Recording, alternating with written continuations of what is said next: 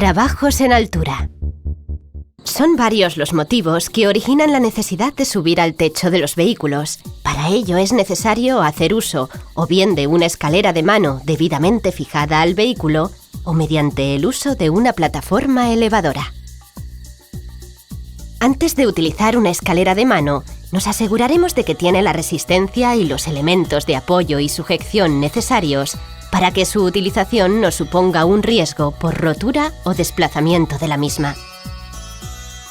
Se emplearán conforme a las especificaciones indicadas por el fabricante y en ningún caso se utilizarán escaleras de más de 5 metros de longitud.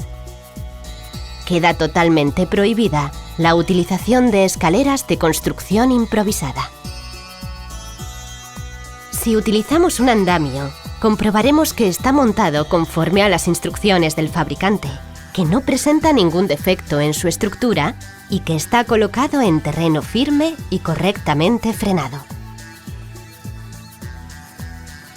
Antes de subirse, verificar el estado de uso y conservación de los elementos de protección personal, poniendo especial atención en el estado del arnés de seguridad y del cabo de vida.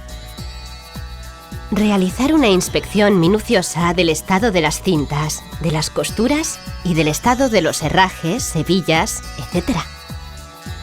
4 pasos básicos para la correcta colocación de un arnés. 1. Asegúrese de que ninguna banda del arnés está doblada y colóqueselo. 2. Ajuste el arnés al cuerpo, asegurando que se siente cómodo.